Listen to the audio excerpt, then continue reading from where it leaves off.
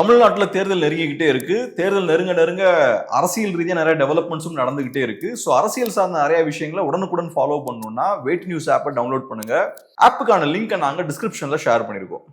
தமிழ் தொடர் நேயர்களுக்கு வணக்கம். நம்மோடு உரையாட ஊடகவியலாளர் திரு கேப்ரியல் இணைந்திருக்காங்க. அவங்க பேசலாம். அதற்கு முன்பாக நம்ம தொடர்ச்சியாக வைக்கக்கூடிய ஒரு கோரிக்கை தான், சப்ஸ்கிரைப் பண்ணிட்டு வீடியோ பாருங்க அப்படின்னு சொல்லிட்டு. நம்மளுடைய கோரிக்கை ஏற்று நீங்களும் சப்ஸ்கிரைப் பண்ணிட்டு இருக்கீங்க. பெரிய நன்றிகள் உங்களுடைய தொடர்ச்சியான இந்த ஆதரவுக்கு. வாங்க பேசலாம். வணக்கம். வணக்கம். கோயம்புத்தூர்ல நடந்த இந்த வன்கொடுமை இஷ்யூ தான் பெரிய பிரச்சனையாக தமிழ்நாட்டில் இன்னைக்கு பேசப்பட்டுக்கிட்டு இருக்கு. நேற்று இரவு 3 பேரை காவல்துறை சுட்டு பிடிச்சிருக்காங்க அப்படின்றது செய்தி. இந்த சம்பவம் பெரிய அதிர்வலைகளை ஏற்படுத்தியிருக்கு தமிழ்நாடு முழுக்க. எதிர்க்கட்சிகள் பல்வேறு இடங்கள்ல ஆர்ப்பாட்டங்கள்ல செஞ்சுக்கிட்டு இருக்காங்க. எப்படி பாக்குறீங்க? முதல்ல தொடர்ச்சியான பெண்களுக்கு எதிராக இப்படியான சம்பவங்கள் தமிழ்நாட்டில் நடக்கிறது ஒரு சரியான ஒரு போக்கு கிடையாது அப்படின்னு எதிர்க்கட்சிகள் குற்றச்சாட்டுகள் வைக்கிறாங்க. எப்படி பாக்குறீங்க இந்த இஷ்யூவை? கண்டிப்பா இது ஒட்டுமொத்த தமிழகத்துக்குமே இது டேஞ்சர் தான். குறிப்பா இந்த இஷ்யூக்குள்ள போறதுக்கு முன்னாடி வேற ஒரு ஆங்கிள் இருந்து நம்ம இந்த இஷ்யூ அணுகுவோம். அதுக்கப்புறம் டீப்பா அந்த இஷ்யூவை நம்ம பேசுவோம். ஏன்னா அந்த இஷ்யூவை பொறுத்தவரை நிறைய பேர் பேசிட்டாங்க. இதை டிஃப்ரெண்டான ஒரு ஆங்கிள் இருந்து ஃபர்ஸ்ட் நம்ம அப்ரோச் பண்ணுவோம். இப்ப இந்த மாதிரியான சம்பவங்கள் நடக்குதுன்னா சைக்கலாஜிக்கலா பெண்களுக்கு பெரிய ஒரு டேமேஜ் அது ஏற்படுத்தும். வெளியே போறதுக்கு பயப்படுவாங்க, நைட் ஆனா வெளியே போறதுக்கு யோசிப்பாங்க, வேற ஊருக்கு போய் படிக்கிறதுக்கு வேலை பார்க்கறதுக்கு யோசிப்பாங்க. பேரண்ட்ஸும் அதே மாதிரி யோசிப்பாங்க. நம்ம குழந்தைங்களை நம்ம தைரியமா அனுப்பலாமா, அனுப்புனா இந்த மாதிரி ஆயிருதே இப்படின்ற மாதிரிலாம் யோசிப்பாங்க. ஸோ இதெல்லாம் நடக்குதுனாலே நேச்சுரலா பெண்களுக்கு பெரிய ஒரு சிக்கல் தான். இப்ப நம்ம சாதாரணமா பேசும்போது பெண் உரிமைன்னு பேசுறோம், உமன் எம்பவர்மெண்ட்னு சொல்றோம், பெண்கள் எல்லா துறையிலையும் நல்லா வளர்ந்து வரணும், எல்லா துறையிலையும் அவங்க சிறப்பா செயல்படணுன்ற மாதிரிலாம் சொல்றோம். அதெல்லாம் நடக்கணும்னா முதல்ல பெண்களுக்கு சேஃப்டி இருக்கணும். தைரியமா ஃப்ரீயா வெளியே வர்றதுக்கு அவங்களுக்கு ஸ்பேஸ் இருக்கணும். அந்த சேஃப்டி இருந்தாதான் அவங்களால பெட்டரா பெர்ஃபார்ம் பண்ண முடியும். அதுக்கான ஸ்கோப்பே இல்லைன்னா அவங்களோட பெர்ஃபார்மன்ஸே ஓவரால் கம்மியாயிரும். ஸோ பேசும்போது அரசியல் ரீதியா இது பெரியார்மன், பெண்களுக்காக நாங்க அதை பண்ணிட்டோம் இதை பண்ணிட்டோம், பெண்களை நாங்க பெரிய லெவல்ல எம்பவர் பண்ணிட்டோம் இப்படின்லாம் ஒரு சைட்ல சொன்னாலும், இன்னொரு சைட்ல இப்படியான சம்பவங்கள் நடந்துட்டு இருக்குன்னா இது வெறும் ஒரு ஊர் சம்பந்தப்பட்ட பிரச்சனை இல்ல, ஒட்டுமொத்த தமிழ்நாட்டுல பெண்களுக்கு பெரிய ஒரு டேமேஜ் அதை ஏற்படுத்தும். எல்லாருக்கும் இப்ப மைண்ட்ல ஒரு ஃபியர் இருக்கும்ல. இப்ப நம்ம பேசிட்டு இருக்கோம், நம்ம பேசிதான் ஆகணும், இது பெரிய இஷ்யூ. ஸோ இப்ப பேசும்போது நம்மளும் பேசுறோம், டிவிலையும் பேசுறாங்க, நியூஸ் பேப்பர்ஸ்லயும் பேசுறாங்க, எல்லா இடத்துலயும் இந்த நியூஸ் போயிட்டு இருக்கு. எல்லாம் படிச்சுக்கிட்டே இருக்காங்க. நடந்த சம்பவங்கள் எல்லாம் டீட்டெயில்டா எல்லாம் படிக்கிறாங்க. படிக்க படிக்க எல்லாத்துக்கும் பயம் வரும், கோபம் வரும். வரும்போது நாளைக்கு என்ன யோசிப்பாங்க, நம்ம நாளைக்கு சேஃபா இருக்கணும், நம்ம வீட்டு குழந்தைய நம்ம சேஃபா வச்சுக்கணும், இந்த மாதிரிதான் எல்லாம் யோசிக்க ஆரம்பிப்பாங்க. அப்படி யோசிக்கும் போது எல்லாம் டிஃபென்ஸ்ல போக ஆரம்பிப்பாங்க.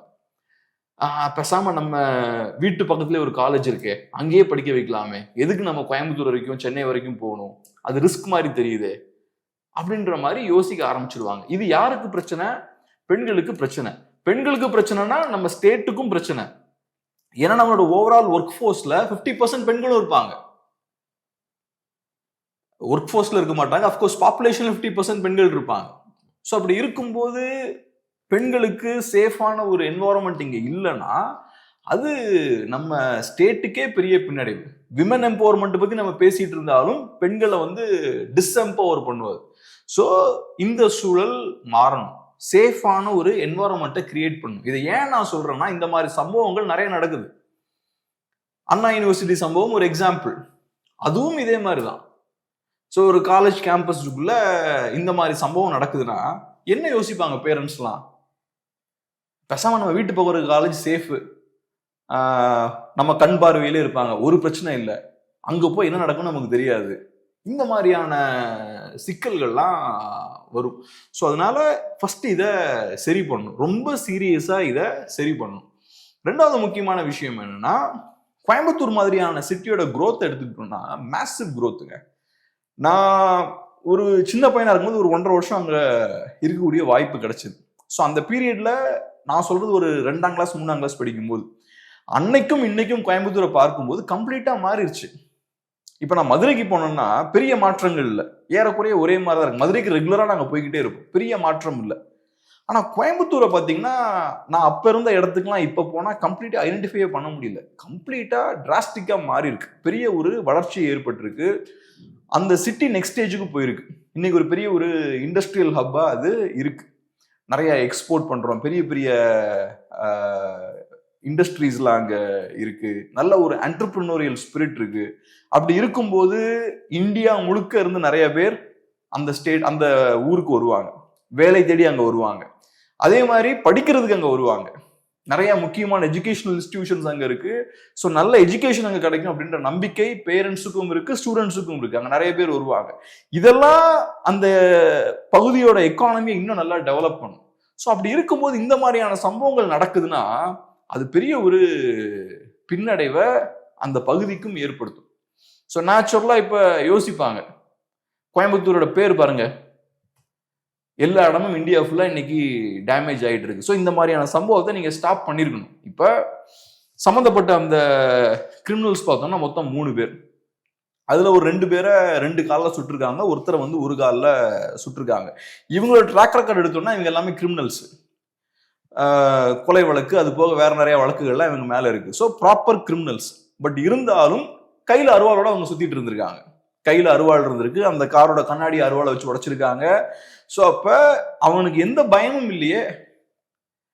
இப்ப நம்ம ஏற்கனவே நம்ம மேல வழக்குகள்லாம் இருக்கு, போலீஸ்காரங்க நம்மளை வாட்ச் பண்ணிட்டு இருக்காங்கன்ற அந்த பயம் அவனுக்கு இருந்திருந்தா தைரியமா அருவாளோட அவன் போயிருப்பானா?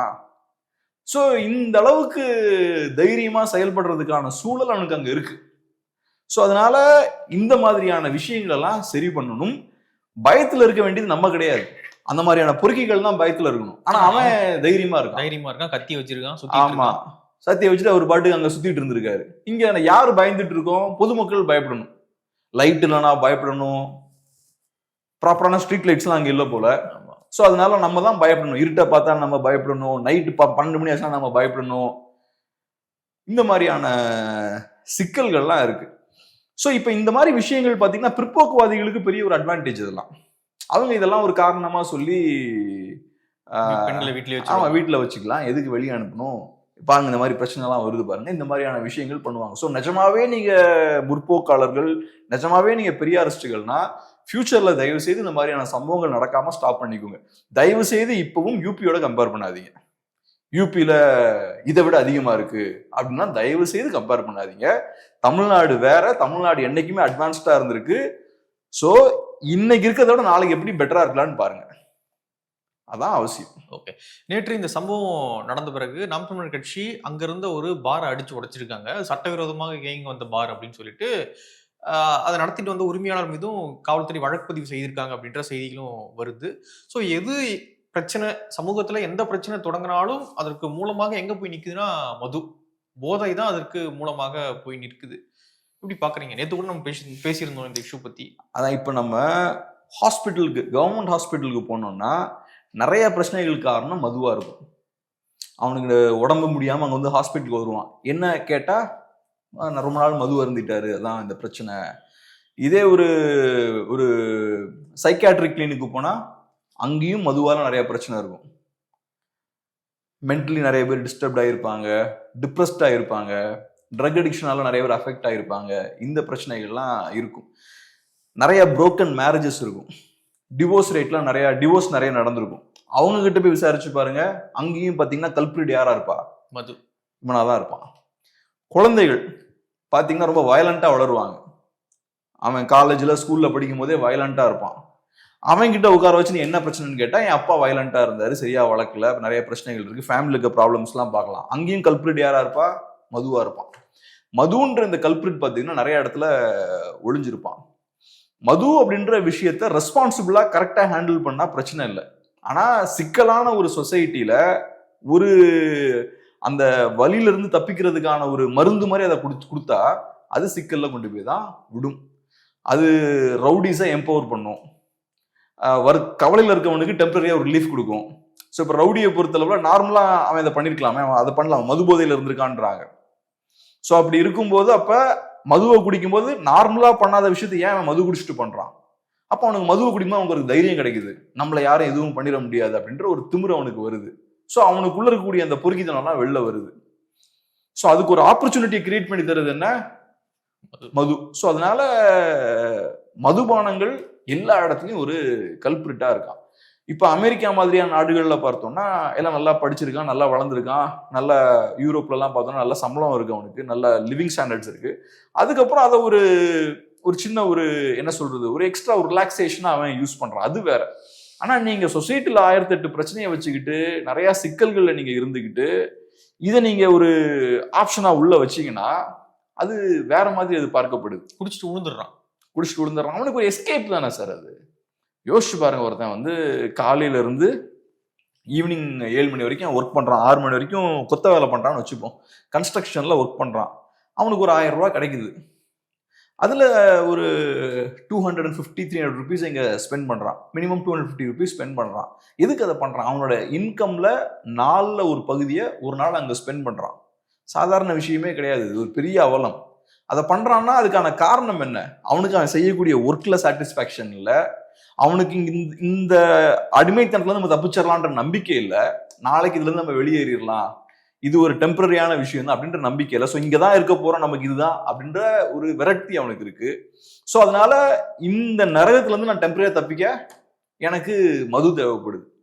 ஸோ அதுல போய் நான் மாட்டிக்கிறேன், 2 நாள் அதை குடிக்கிறேன், எனக்கு ஒரு ரிலீஃப் இருக்கு, ஏகப்பட்ட சிக்கல்கள் இருக்கு, அதுல இருந்து எனக்கு ஒரு சின்ன டெம்பரரியான ஒரு ரிலீஃப் கிடைக்குது.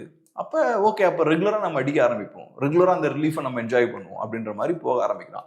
அது கடைசியில் என்ன பண்ணும்? ஃபேமிலியை டிஸ்ட்ராய் பண்ணிடும், குழந்தைகளை டிஸ்ட்ராய் பண்ணிடும், உன்னோட ஹெல்த்தை டிஸ்ட்ராய் பண்ணிடும், உன்னோட லைஃப் கரியரை டிஸ்ட்ராய் பண்ணிடும், எல்லாத்தையுமே டிஸ்ட்ராய் பண்ணிடும். ஸோ அதனால மதுவை நம்ம ரெஸ்பான்சிபிளா யூஸ் பண்ணணும்னா முதல்ல நம்ம சொசைட்டியை நம்ம நெக்ஸ்ட் ஸ்டேஜுக்கு கொண்டு போகணும். அதெல்லாம் நடந்ததுக்கு அப்புறம் மேபி நம்மளால ரெஸ்பான்சிபிளா மதுவை யூஸ் பண்ண முடியும். பட் மதுபானங்களுக்கு இவ்வளோ ஃப்ரீயான ஆக்சஸ் இருக்க வேண்டிய தேவையில்லை. அது ஒன்றும் மெடிக்கல் ஸ்டோர் கிடையாது, ஒன்றும் அத்தியாவசிய பொருள் கிடையாது. எல்லா இடத்துலையும் இன்னைக்கு பாருங்க மதுபான கடைகள் இருக்கு, ஒவ்வொரு கிலோமீட்டருக்கு ஒரு கடை சென்னையிலாம் நீங்க பார்க்கலாம்.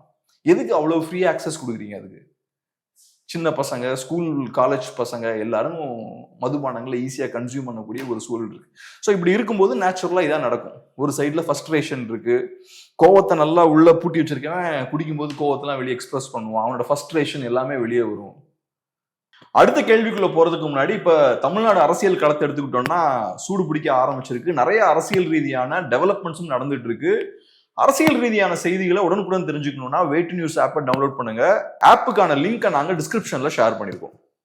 ஓகே, அடுத்தது நம்ம பார்த்தோம் அப்படின்னா இப்போ சாணக்கியா டிவி வந்து ஒரு கருத்து கணிப்பு ரிலீஸ் பண்ணியிருக்காங்க. அந்த கருத்து கணிப்புல அதிமுக தான் 26ல் வெற்றி பெறும் அப்படின்றத அவங்க சொல்றாங்க. அடுத்தபடியாக 36% திமுக கூட்டணிக்கும், தாவேக்காவுக்கு 20%, நாம் தமிழருக்கு 5% கொடுக்குறாங்க. இது வந்து கரூர் ஸ்டாம்பீடுக்கு பிறகு எடுக்கப்பட்ட கருத்து கணிப்பு அப்படின்றதையும் சொல்றாங்க. அதிமுக 26ல் வெற்றி பெறுது. எப்படி பாக்குறீங்க? ஆனா ஒண்ணு, இந்த கருத்து கணிப்புல எல்லாமே என்டிகேவோட ஓட்ஸ்ல கை வச்சிடறாங்க, எல்லாமே என்டிகேவை டவுன் சைஸ் பண்ணிட்டாங்க. ஆனா ஆக்சுவலா ரிசல்ட் வரும்போது அவங்க பீட் பண்ணிடுறாங்க. அதை இது வரைக்கும் அப்படிதான் பண்ணிருக்காங்க.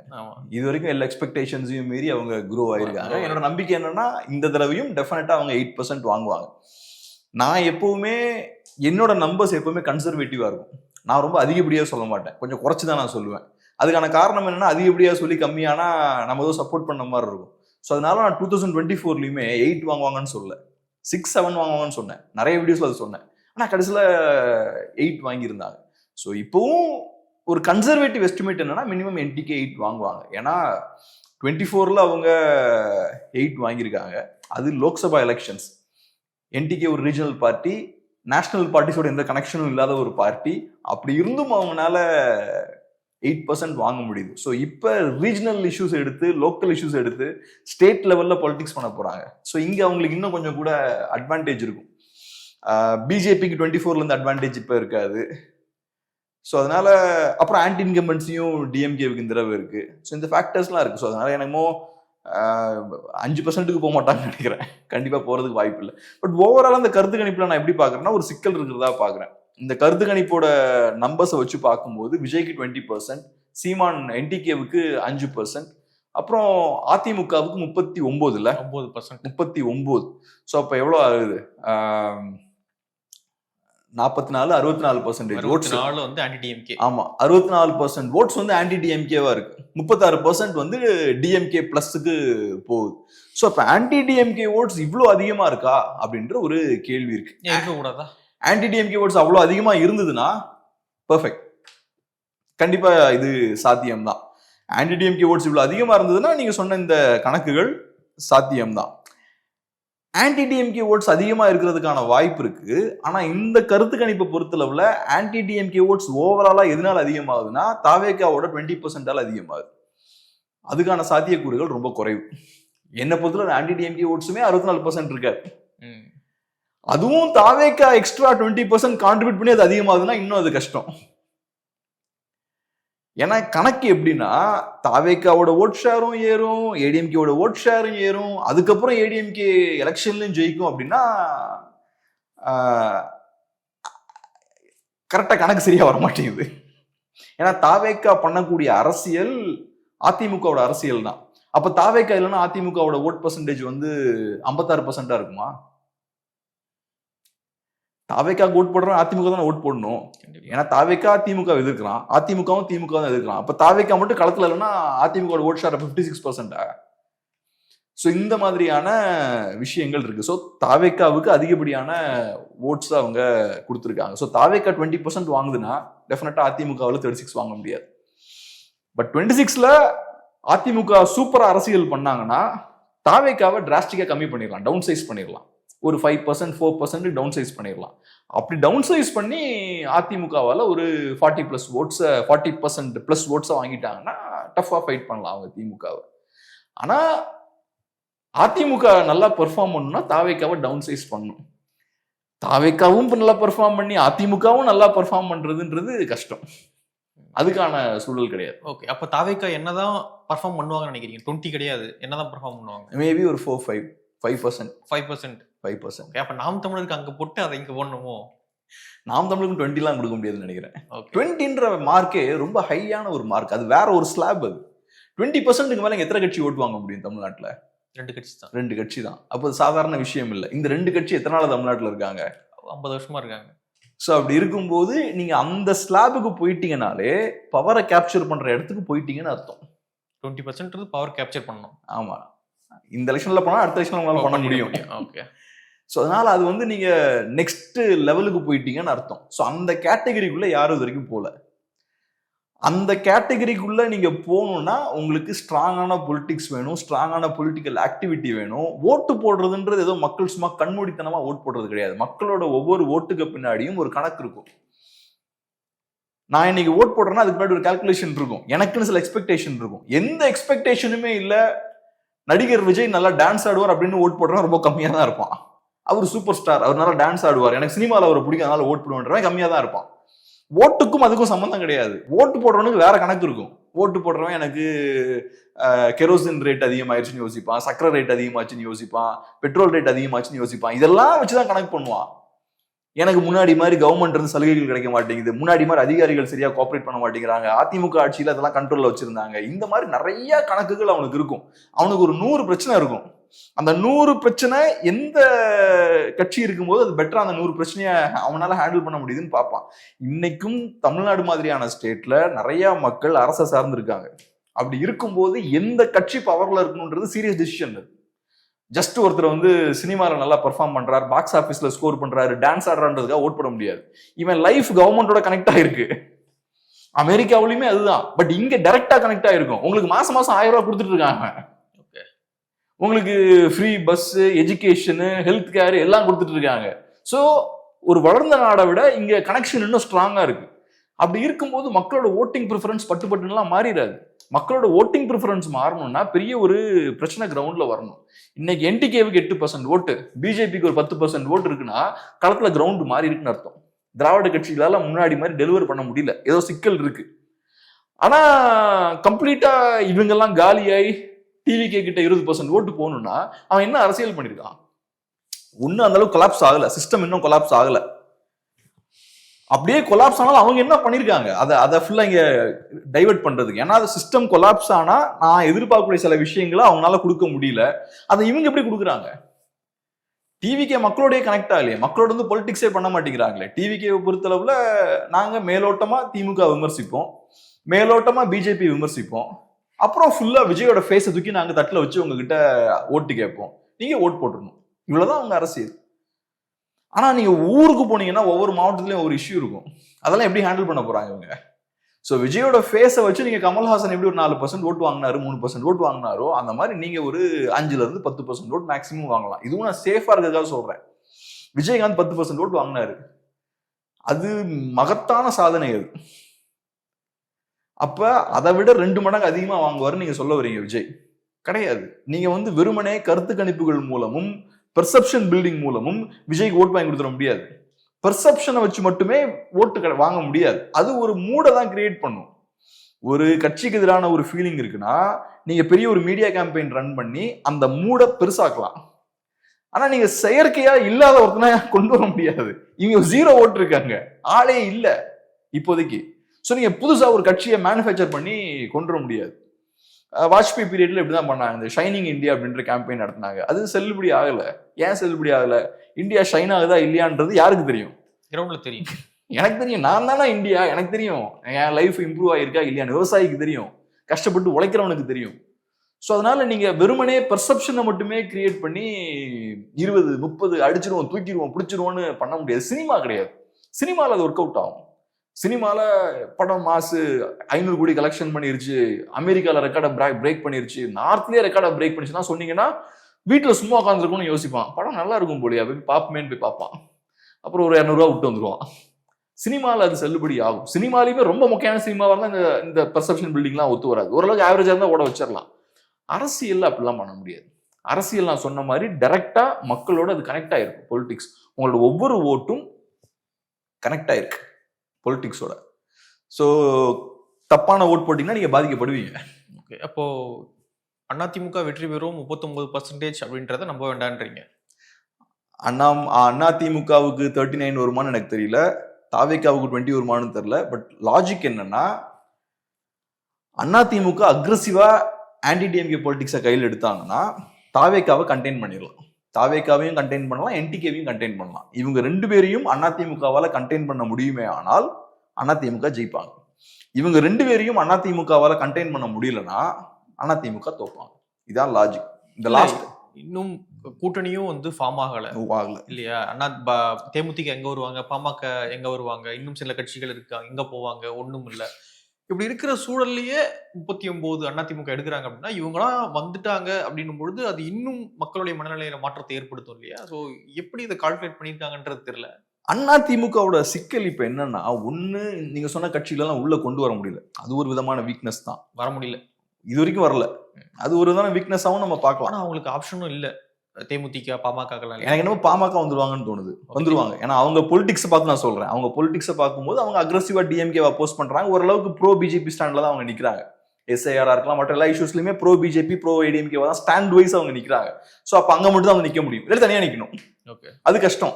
இந்த அரசியல் இப்ப தனியா இருந்தீங்கன்னா உங்களுக்கு யாரும் ஓட் போட மாட்டாங்க. இந்த அரசியலுக்கு அங்கேயே ஓட் போட்டுடலாம்ல. ஸோ பாமக அங்க வந்துருவாங்கன்னு தான் நினைக்கிறேன். அப்கோர்ஸ் அங்க 2 பாமக இருக்கு, அதெல்லாம் வேற. பட் பாமக அங்க வந்துருவாங்க.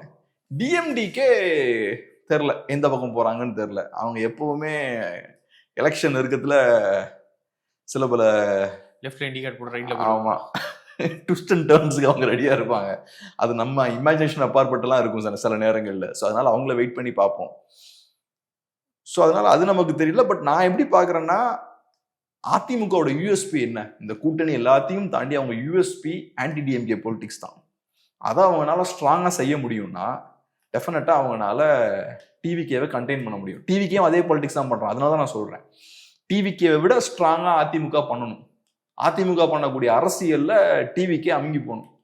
அந்த அளவுக்கு ஆன்டி டிஎம்கே பொலிட்டிக்ஸ் நல்லா அக்ரெசிவா எடுத்து அதிமுக பண்றாங்கன்னா மக்கள் தாவேகா பக்கம் போக மாட்டாங்க. ரசிகர்கள் மட்டும் தான் ஓட் போடுவாங்க. திமுகவை வீழ்த்துன்னு நினைக்கிறவன் ஓட் போட மாட்டான். ஆனா இப்ப திமுக இப்ப டிவிக்கு ரொம்ப டாமினண்டா இருக்காங்கன்னு வச்சுப்போம். நாங்க தான்டா டிஎம்கே எதிரின்ற மாதிரி ஒரு இமேஜை கிரியேட் பண்ணாங்க வச்சுப்போம். அப்ப திமுக வீழ்த்துன்னு நினைக்கிறவனும் ஓட் போடுவான் டிவிகேவுக்கு. அது டேமேஜை ஏற்படுத்தும். அது செய்ய விடாம அதை ஸ்டாப் பண்ணும். விஜய் ஃபேன்ஸ் கொஞ்சம் பேர் இருப்பான், அது ஓகே, அது ரைட்டு. ஆனா விஜய் அரசியலுக்கு அந்த ஓட்டு அங்க போயிடக்கூடாது. அதை அதிமுக ஸ்டாப் பண்ணணும்னா அவங்க ஸ்ட்ராங்கா பொலிட்டிக்ஸ் பண்ணணும். ஸோ அதனால இது நம்ம எக்ஸாக்டா சொல்ல முடியாது. ஆனா இப்ப ஒண்ணு என்னன்னா, அதிமுகவுக்கு முன்னாடி இருந்த கம்ஃபர்டபுளான சூழல் இல்லை. முன்னாடி அதிமுக ஓட்ஸை உடைக்கிறதுக்கான எந்த ஃபோர்ஸஸுமே களத்துல இல்லை.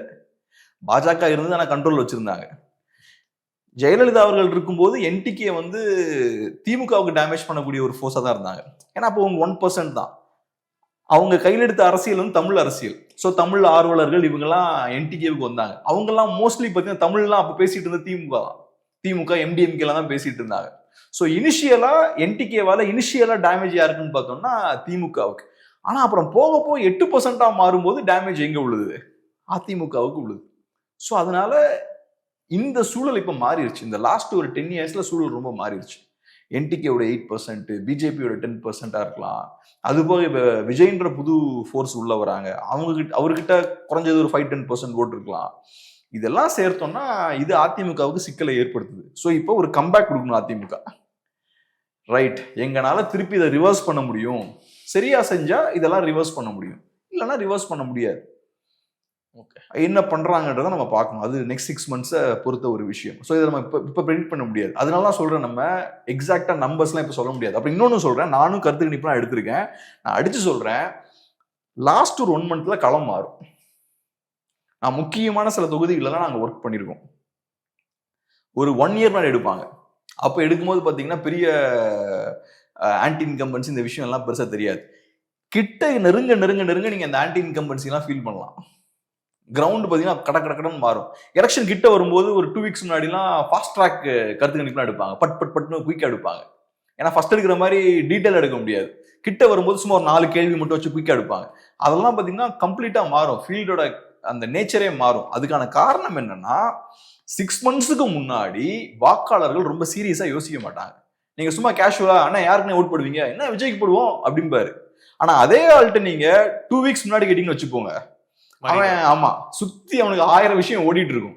இங்க இபிஎஸ் பேசுவார், அங்க ஸ்டாலின் பேசுவார், அப்புறம் முன்னாடி பார்த்தா விஜய் பேசிக்கிட்டு இருப்பாரு, சீமானாங்க இன்னொரு சைட்ல பேசிட்டு இருப்பாரு. எல்லாம் அவன் காதுக்குள்ள ஓடும். அதெல்லாம் இப்ப இருக்காது. மணி வேற போயிட்டு இருக்கும். ஆமா, அப்புறம் அவர் வேற பழம் ஓடிட்டு இருப்பாரு நடுவில் புகுந்து.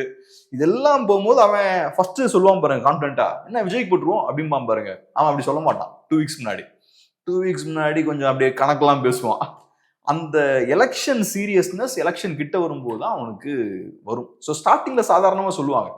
சாதாரண மக்கள் அந்த முடிவுக்கு வந்திருக்க மாட்டாங்க. யாருக்கு ஓட் போடுவோம் அப்படின்ற அந்த கேள்விக்கான விடையை முடிவை வந்து எடுத்திருக்க மாட்டாங்க ஒரு 6 monthsக்கு முன்னாடியோ 1 yearக்கு முன்னாடியோ. ஏன்னா அவனுக்கு தேவையில்லை. நமக்கு அந்த தேவை இருக்கு. கருத்து கணிப்பு எடுக்கிறவனுக்கு அந்த தேவை இருக்கு. சாதாரண மனுஷனுக்கு சீக்கிரமா முடிவெடுக்க வேண்டிய அவசியமே கிடையாது. அவனுக்கு புலம்பு பார்ப்பானா உட்காந்து எவனுக்கு ஓட் பண்ணு யோசிச்சுட்டு இருப்பான். 1008 பிரச்சனை இருக்கு. ஆமா. ஸோ அதனால அவன் எலெக்ஷன் கிட்ட நெருங்கும் போது தான் உட்காந்து யோசிப்பான். அப்புறம் இன்னொரு விஷயம் இது கூடயே போயிட்டு இருக்கு, அதிமுகவுடைய உட்கட்சி பிரச்சனை. செங்கோட்டையன் அவர்கள் அங்கே பசும்பொண்ணுக்கு போனாரு, டிடிவியோட ஓபிஎஸோட இணைந்து அது பெரிய இஷ்யூவாக பேசப்பட்டுச்சு. இன்னைக்கு அதை விட ஒரு பெரிய இஷ்யூ என்ன அப்படின்னா, ஓபிஎஸ் அவங்களுடைய ஆதரவாளர் மனோஜ் பாண்டியன் அவர்கள், ஆலங்குளம் எம்எல்ஏ வந்து இன்னைக்கு திமுகவில் இணைஞ்சிருக்காரு. ஸோ இந்த பிரச்சனை இன்னும் அடுத்த கட்டத்தை நோக்கி நகருது. ஓபிஎஸ்னுடைய ஆதரவாளர் அவரே நம்பல. இன்னைக்கு 3 பேர் சேர்ந்திருக்காங்க, ஒரு பெரிய பிரச்சனையாக பார்க்கப்படுது, ஒரு பெரிய கூட்டணி மாதிரி அப்படின்லாம் சொல்றாங்க. ஆனா இந்த எம்எல்ஏ அவங்க நம்பாம திமுகவுக்கு போயிட்டாரு. எப்படி பாக்குறீங்க? இப்போ ஓபிஎஸ் அவர்கள் என்ன பண்ணுவார் அப்படின்னு நமக்கு தெரியல. பட் ஓபிஎஸ் அவர்கள் செய்யக்கூடிய விஷயங்கள், அவரோட அரசியல் எடுத்து நம்ம பார்த்தோம்னா அது திமுகவுக்கு லாபம் தரக்கூடிய ஒரு விஷயமா தான் இருக்கு. ஓபிஎஸ் அவர்கள் இபிஎஸ் டார்கெட் பண்றாரு. நேச்சுரலா நீங்க இபிஎஸ் டார்கெட் பண்ணீங்கன்னா அது இந்த டைம்ல யாருக்கு ஃபேவரபிளா இருக்கும்? அது டிஎம்கேவுக்கு அது ஃபேவரபிளா இருக்கும். அதை தாண்டி பெரிய அரசியலும் இல்லை அவங்க கிட்ட. இபிஎஸ் எதிர்ப்பு அரசியல் தான், ஏடிஎம்கே எதிர்ப்பு கூட இல்லை, வெறும் இபிஎஸ் எதிர்ப்பு தான். ஸோ அப்படி இருக்கும்போது அதிமுக பலவீனமா இருக்கு, தலைமை சரியில்லை, கட்சிக்குள்ள இந்த பிரச்சனைகள் இருக்கு, இதெல்லாம் அவங்க பேசிக்கிட்டு இருக்காங்க வெளியே இருந்து. இதெல்லாம் பேசும்போது நேச்சுரலா காமன் மேன் பார்க்கும்போது அதிமுக ஏதோ குழப்பம் இருக்கு போல, கட்சி வீக்கா இருக்கு போலன்னு கொஞ்சம் பேர் நினைப்பாங்க. அந்த மாதிரி அது யாருக்கு பெனிஃபிஷியலா இருக்கும்னா திமுகவுக்கு தான். ஸோ செங்கோட்டையன் அவர்கள் பண்ணக்கூடிய அரசியலும் இதுதான், டிடிவி அவர்கள் பண்ணக்கூடிய அரசியலும் இதுதான் இப்போதைக்கு. இது அவங்க கான்சியஸா தெரிஞ்சு பண்றாங்களா தெரியாம பண்றாங்களா அதெல்லாம் செகண்டரி. ஆனா அவங்க செய்யக்கூடிய அரசியல் இதுதான். அப்புறம் அவங்களுக்கு பெரிய ஆப்ஷனும் இல்லை. ஏன்னா 24ல பிஜேபி ஆப்ஷன் இருந்தது, இப்ப பிஜேபியும் இல்லை. அப்ப என்ன பண்ணுவாங்க? அவங்களுக்கும் வேற ஆப்ஷன் இல்லை. பட் அவங்க செய்யக்கூடிய அரசியல் அவங்க விரும்பியோ விரும்பாமலோ திமுகவுக்கு சாதகமா தான் இருக்கு. இதை நார்மலான ஒரு ஏடிஎம்கேக்காரன் ரசிக்க மாட்டான். ஏடிஎம்கேக்காரனுக்கு தெரியும் எலெக்ஷன் வரும்போது நீங்க அதிமுகவை எதிர்த்து காரியங்களை செஞ்சுட்டு இருந்தீங்கன்னா அவனுக்கு தெரியும் என்ன நடந்துட்டு இருக்குன்னு. ஸோ இப்போ எலெக்ஷன் இருக்கும்போது அதிமுககாரங்க என்ன பண்ணுவாங்க? ஃபுல் அக்ரெஷன்ல அவங்க டிஎம்கேக்கு எதிராக கேம்பெயின் பண்ணுவாங்க, டிஎம்கே எதிரான விஷயங்கள் பண்ணுவாங்க. மற்றவங்களும் அதான் பண்ணணும்னு எதிர்பார்ப்பாங்க. டிடிவியா இருக்கலாம், ஓபிஎஸ்ஆ இருக்கலாம், இவங்களாம் அதான் செய்யணும்னு எதிர்பார்ப்பாங்க. அதை செய்யாம அவங்க குறிப்பா இபிஎஸ்ன்ற ஒரு இண்டிவிஜுவல் டார்கெட் பண்ணும்போது அது பெரிய ரிசல்ட்டை கொடுக்கறதுக்கான வாய்ப்புகள் கம்மி. ரெண்டாவது, இப்ப ஒண்ணு ஓபிஎஸோட அரசியல் செயல்பாடுகள் திமுகவுக்கு லாபகரமா இருக்கு. இன்னொன்னு, ஓபிஎஸ் டீம்ல இருந்த ஒருத்தர் திமுகவுக்கே போறார். ஸோ இதெல்லாம் வச்சு கணக்கு பண்ணி பார்க்கும்போது மேபி இது எல்லாமே பிளான்டா இருக்குமோ அப்படின்ற மாதிரி கூட மேபி கேள்விகள் எழலாம். அந்த ஆங்கிள் தான் நீங்க கேக்குறீங்கன்னு நினைக்கிறேன்ல. ஆமா, பிடிமா போயிட்டாரா? அது நமக்கு ஓப்பனா சொல்ல முடியாது, நமக்கு என்னன்னு தெரியாது. அப்கோர்ஸ் நம்மலாம் இங்க உட்காந்துருக்கோம், நமக்கு என்ன தெரியும், ஒன்றும் தெரியாது. பட் ஒரு ஹிஸ்டாரிக்கல் எக்ஸாம்பிள் நம்ம பார்ப்போமே. கமலஹாசன் டீம் எடுத்துக்கோங்க. கமலஹாசன் திமுக எதிர்த்துலாம் அரசியல் பண்ணிட்டு இருந்தார். ஆனா மொத்தமா அந்த டீம் பாத்தீங்கன்னா அடுத்தது எங்க போனாங்க? திமுக கிட்ட தான் போனாங்க. ஸோ ஏதோ ஒரு வகையில ஒரு சைட்ல திமுகவை எதிர்த்து திமுகவுக்கு பெனிஃபிட் கொடுக்குறாங்க. திமுக எதிர்க்கிற மாதிரி அரசியல் பண்ணாலும் அது யாருக்கு லாபகரமா அமையுது? திமுகவுக்கு தான் லாபகரமா அமையுது. ஏன்னா ஆன்டி டிஎம்கே ஓட்ஸை கமல் உடைக்கிறார். இன்னொரு சைட்ல இவங்க எல்லாம் சேர்ந்து அங்கேயே போய் ஐக்கியமும் ஆகுறாங்க. அப்ப இது எப்படி புரிஞ்சுக்கிறது? ஸோ அது கோஇன்சிடென்ஸ் கிடையாது, அது வெல் பிளான்டு தான் அப்படின்ற மாதிரி தான் தோணுது. பட் இங்க நமக்கு என்னன்னு தெரியல, நமக்கு மேல் இடத்துல தொடர்பு இல்லை. இவரு என்ன சொல்றாரு அப்படின்னா, என்னுடைய எஞ்சிய காலத்தியாச்சு நான் திராவிட சித்தாந்தத்தோடு கழிக்க விரும்புறேன் அப்படின்றாரு. ஓபிஎஸ் அவர்கள் திராவிட சித்தாந்தம் பேசலையா, அதுல அவர் பயணிக்கலையா அப்படின்னு தெரியல. நான் திராவிட சித்தாந்தத்துல இனிமே பயணிக்க போறேன் அப்படின்றாரு மனோஜ் பாண்டியன். என்ன சாக்கு போக்கு தான், அவ்வளவுதானா? இப்பதான் டவுட் இன்னும் அதிகமாகுது. ஓகே, திராவிட சித்தாந்தம் என்னன்னு யாருக்கு என்ன தெரியும்? எனக்கு தெரியுமா? சரி நீங்க சொல்லுங்க, திராவிட சித்தாந்தம்னா என்ன? இல்ல, எம்கே ஸ்டாலினுக்கே தெரியாதுன்னு நினைக்கிறேன். எனக்கு தெரியல, எனக்கு தெரிஞ்சு யாருக்கும் தெரியறதுக்கான வாய்ப்பு கிடையாது. இது தமிழ்நாடு, தமிழ் மக்கள் இங்க வாழ்ந்துட்டு இருக்கோம். நம்ம அடையாளம் தமிழ், நம்ம மொழி தமிழ். அப்ப இங்க தமிழுக்கான பொலிட்டிக்கல் ஐடியாலஜி தான் இங்க இருக்கணும். இங்க திராவிடர்கள்னு யாரும் கிடையாது, திராவிட மொழி கிடையாது, திராவிட கலாச்சார பண்பாடு எதுவும் கிடையாது. பட் இருந்தாலும் இங்க திராவிட சித்தாந்தம்ன்றாங்க, திராவிட கட்சிகள்ன்றாங்க. இது எனக்கு தெரிஞ்சு வேற எங்கேயும் இப்படி இருக்குமான்னு தெரியல. ஓகே, இப்படியான பிரச்சனை போயிட்டு இருக்குல்ல. ஒரு பக்கம் வந்து ஆக்சுவலா பார்த்தா அவர் வந்து அதிமுக எம்எல்ஏ தான், ரெட்டடையில் நின்று ஜெயிச்சவர் தான் அவர். இப்போ அங்க போய் நிக்கிறாரு. நிறைய பேர் ஓபிஎஸ் ஆதரிச்சா நிறைய பேர் இப்போ திமுக கூட இருந்தா அவங்களுக்கு சரியா இருக்கும் அப்படின்னு சொல்லிட்டு அங்க போயிட்டு இருக்காங்க. வேற யாரையும் அவங்க ஆப்ஷனா பார்க்கல. விஜய பார்த்துக்கலாம், பார்க்கல. இந்த பக்கம் நிறைய பேரை பார்த்துக்கலாம், அவங்களையும் பார்க்கல. ஒருவேளை பிஜேபி தனியாக இருந்தால் அவங்கள பார்த்துருப்பாங்கன்னு நினைக்கிறேன். ஸோ அவங்க அதிமுக கூட இருக்கிறதுனால அவங்கள ஒரு ஆப்ஷனாக பார்க்கல அவங்க. இப்போ எல்லாருக்கும் ஓபிஎஸ் ஆதரிச்ச எல்லாருக்கும் கூடாரம் வந்து ஒரு சரியான ஒரு இடம் வந்து டிஎம்கே தான் அப்படின்னு அவங்க பார்த்து அங்கே போய் நிற்கிறாங்க. ஸோ இது பெரிய பிரச்சனையாக இருக்குமா எடப்பாடிக்கு, அல்லது நான் சொன்னதான் நடக்குது அதனால அந்த பக்கம் போகாதீங்க அப்படின்னு அந்த நெரேட்டிவ் செட் பண்ண எடப்பாடிக்கு ஒரு சிம்பிளான ஒரு வேலையா? இது டிஎம்கே தான் அது நெகட்டிவ். இன்னைக்கு 24 hours திமுகன்னு உயிரை கொடுத்து பேசுறதுக்கு ஏகப்பட்ட பேர் இருக்காங்க களத்துல. அவங்களுக்குலாம் ஒன்றும் கொடுக்காம அதிமுகல இருந்து வரக்கூடியவங்களுக்குலாம் முக்கியமான பொறுப்பு, நல்ல ஸ்பேஸை கிரியேட் பண்ணி தரீங்க. பாஜக இருந்து வரவங்களுக்கு நல்ல ஸ்பேஸை கிரியேட் பண்ணி தரீங்க. இது உங்க கட்சிக்காரங்களை கோவப்படுத்தும். ரெண்டாவது, அந்த பொலிட்டிக்கல் டைனமிக்ஸ் அது உடைச்சிடும். என்னைக்குமே அந்த ஒரு பைனரியை நீங்க மெயின்டைன் பண்ணணும், அதிமுக திமுக. அப்ப அதிமுகவும் ஸ்ட்ராங்கா இருக்கணும், திமுகவும் ஸ்ட்ராங்கா இருக்கணும். பெரிய லீடர்ஸ்லாம் அது புரியும். அதிமுக இல்லாம திமுக கிடையாது, திமுக இல்லாம அதிமுக கிடையாது. அதே மாதிரி டெமோக்ராட்ஸ் இல்லாம ரிப்பப்ளிகன்ஸ் கிடையாது, ரிப்பப்ளிகன்ஸ் இல்லாம டெமோக்ராட்ஸ் கிடையாது. அந்த ஒரு பேலன்ஸை நீங்க மெயின்டைன் பண்ணணும். இது பெரிய ஆட்களுக்கு புரியும். ஒரு ஸ்டேட்டஸ் கோவை கரெக்டா மெயின்டைன் பண்ணணும். அந்த ஸ்டேட்டஸ் கோவை மெயின்டைன் பண்ணணும்னா அந்த இமேஜையும் மெயின்டைன் பண்ணணும். திமுகனா அதிமுகவுக்கு எதிர், அதிமுகனா திமுகவுக்கு எதிர். அதிமுக எல்லாரும் திமுக உட்காந்துட்டான்னா அப்ப என்ன டிஃபரன்ஸ்? அதிமுகவுக்கும் திமுகவுக்கும் நடுவுக்கூடிய இந்த லைன் இருக்கு பாருங்க, அது அப்படியே ஸ்லோவா காணாம போகுது பாருங்க. ரெண்டும் ஒண்ணுதான்ற மாதிரி மாறுது பாருங்க. ஜெயலலிதா அவர்கள் எவ்வளவு கேர்ஃபுல்லா அதை மெயின்டைன் பண்ணாங்க. தீய சக்தி திமுக, அப்ப வெரி பேட் பார்ட்டி, அங்க இருந்து யாரும் இங்க வரக்கூடாது. நான் அந்த கட்சியை தீய சக்தின்னு சொன்னா அங்க இருந்து இங்க வரவும் கூடாது யாரும். தீய சக்தியில இருந்து வரக்கூடியதுக்கு ஆட்கள் இங்க வரணும். இங்க இருந்து ஆள் அங்க போறது, அங்க இருந்து ஆள் இங்க வருது, இதெல்லாம் பண்ணிட்டு இருந்தாங்கன்னா ரெண்டு கட்சியும் ஒண்ணுதான் ஆகி போயிடும். ஸோ அதனால உங்க கட்சியோட அடையாளத்தை நீங்க வீக் ஆகிட்டு இருக்கீங்க. உங்க கட்சிக்கு ஒரு அடையாளம் இருக்கு. உங்க கட்சியோட அடையாளம் என்ன? திராவிட, நீங்க சொன்னீங்களே திராவிட பாரம்பரியத்தை அந்த கட்சி, பெரியாரியம், இந்த விஷயங்கள்லாம் பேசின கட்சி உங்க கட்சி. அதிமுகவோட கம்பேர் பண்ணும்போது கொஞ்சம் ஐடியாலஜிக்கலா பேசக்கூடிய ஒரு கட்சி, அதுதான் உங்க ஹிஸ்டரி. அப்ப அதுக்கேற்ற மாதிரி ஆட்களை நீங்க என்கரேஜ் பண்ணணும், வளர்க்கணும். வளர்க்க முடியலன்னா புதுசா உருவாக்குறதுக்கான முயற்சிகள் ஈடுபடணும். நீங்க அந்த கேப் ஃபுல்லா அதிமுக ஆட்கள் போட்டீங்கன்னா, அதிமுக வேண்டாம் தானே உங்ககிட்ட ஓட்டு போடுறாங்க. அப்புறம் நீங்களே அதிமுகவை மாறிட்டீங்கன்னா, இன்னைக்கு எவ்வளவு பெரிய முக்கியஸ்தர்கள்லாம் அதிமுக முக்கியஸ்தர்கள்லாம் இங்க திமுக இருக்காங்க. அப்போ உங்களுக்கும் திமுகவுக்கும் அதிமுகவுக்கும் இடையே இந்த டிஃபரன்ஸ் பார்த்தா கம்மியாகிட்டே இருக்கு. ரெண்டும் ஒண்ணுதானான்ற மாதிரி போய்கிட்டு இருக்கு. அது நல்லது கிடையாதுல்ல. அப்கோர்ஸ் இதுல மனோஜ் பாண்டியனுக்கு டெஃபினட்டா இதுல பெனிஃபிட் இருக்கும். ஒரு பெரிய கட்சியில பவர்ல இருக்கும்போது அங்க உள்ள போறதுக்கான ஒரு வாய்ப்பு. அதே மாதிரி நிறைய அதிமுககாரங்க அங்க வந்து சேர்றாங்கன்னா அவங்களுக்கும் அதுல பெனிஃபிட் இருக்கும். பட் அதை தாண்டி இதுல திமுகவுக்கு எதுவும் பெனிஃபிட் இருக்க மாதிரி தெரியல. இவங்க ஓவர் காஷியஸா இருக்காங்க.